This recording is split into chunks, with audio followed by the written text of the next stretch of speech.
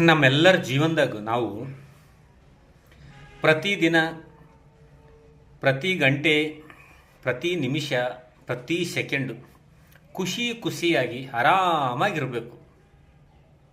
ನೋಡ್ರಿ, ನಾವು ನೀವೆಲ್ಲರೂ ಏನು ಮಾಡ್ತೀವಿ, ನಾವೇನು ಸ್ಥಾನದಾಗ ಇರ್ತೀವಲ್ಲ ಅದು ಮರ್ತು ಬಿಡ್ತೀವಿ. ಮರ್ತು ಬಿಟ್ಟು ನಮ್ಕಿನ ಯಾರ ಮ್ಯಾಗಿರ್ತಾರ ನೋಡು ಅವ್ರಿಗೆ ನೋಡಿ ನಾವು ಜೀವನ ಮಾಡ್ಲಕ್ಕೆ ಹೋಗ್ತೀವಿ.